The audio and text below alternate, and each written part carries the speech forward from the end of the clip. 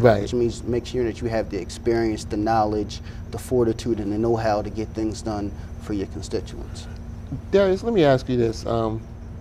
I know you can only speak for yourself, but I don't know if you have an opinion on it or not. But do you think people do enough soul searching before they decide to commit to pursuing an elective office? I can't judge any man or woman Right, in right. the decision that they make Yeah. to seek elected office, public Right, service. right. I can speak for me, and where my soul searching came from and where my origin comes from is Right. being a product of the east side of Wilmington. Right. And so as many African Americans historically that have been involved in politics, were always at the forefront as an advocate of some type of movement. Right.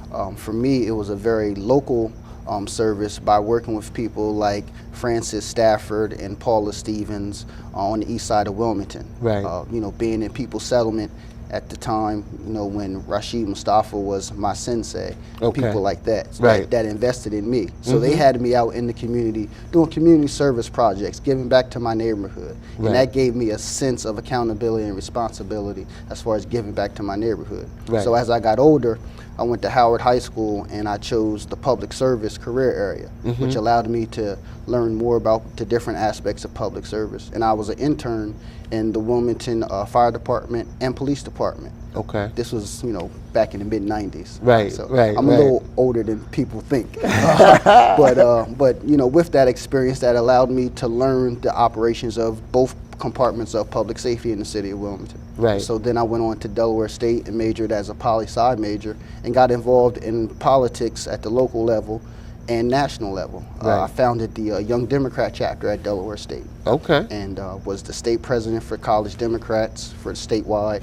and did a lot of campaigns throughout the country. Right. Governor Corzine, when he first ran for governor of Jersey in 2005, I worked on that campaign as the coordinator for Monmouth County. Right. And in 2006, I spent my summer of 2006 in Tennessee with Harold Ford Jr. when he ran for U.S. Senate. Wow. So those are experiences that I have and being involved in government, politics, and campaigns Yes. that I bring back. And Right. it's one of those things that parents and grandparents always tell their children, to go out and experience different things because that helps create and mold you, your character, your Yes. beliefs, your values. Yes. And with those experiences in the community, in the city of Wilmington on the east side, and those experiences in government at the state level and national level in campaigns, and also with me working in the General Assembly for State Senator Margaret Rose Henry Right. after Dell State, and then Right. going to the U.S. Senate working for Joe Biden before he became vice president. Exactly. All of those experiences mixed in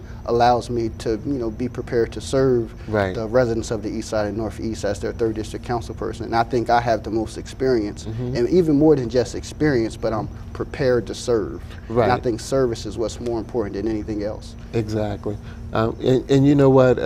It's very good for our citizens when they have someone who truly is for them and has their interests at heart, because I believe I heard you say you were focused on a local level Absolutely. of service, and so you familiarized yourself Right. with the communities.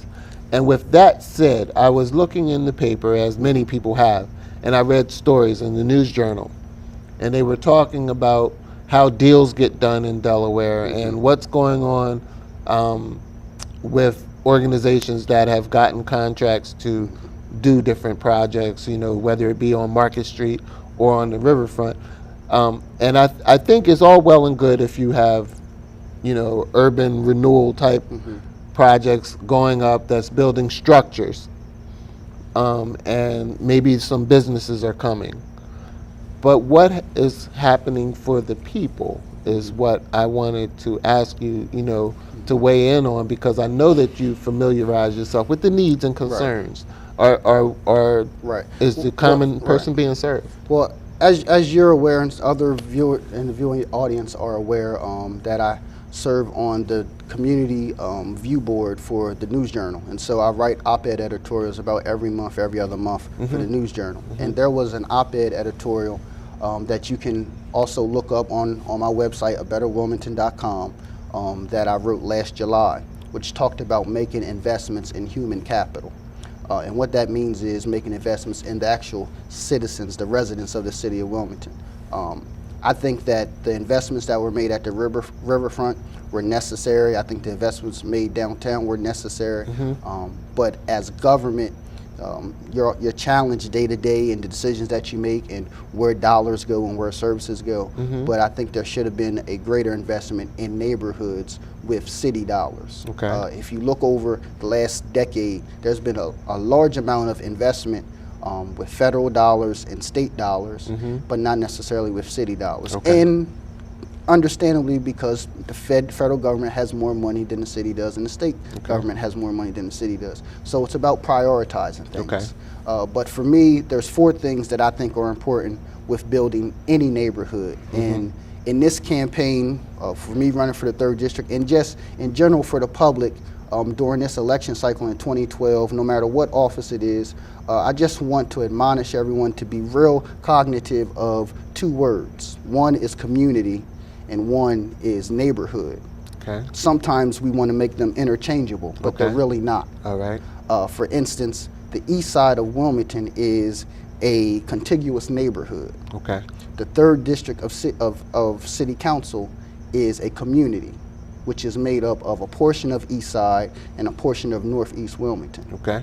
But it's not a contiguous neighborhood. Okay. The east side of Wilmington has 2 separate council members. The northeast side area of Wilmington has 2 separate council members. And so because of that, a lot of issues and concerns may not be addressed in the manner that, the constituents would like it to be. Yeah. So the 4 components would be to renew, to retool, to revitalize, and then to redevelop. All right. To renew is simply having engagement from the community. Yeah. So often, even today, I met with someone on the east side of Wilmington, a constituent that was talking about the disengagement between the elected official and constituents on a current issue facing that community on the east side of Wilmington. A disconnection. A disconnection. Okay. And so when I say renewal, it means renewing that relationship, renewing that engagement, renewing that communication between any leader. All right. Not just an elected official, but a civic association president, a block captain, a mother, a father, what have you. Right. To make sure that there's that knitted relationship as far as communication.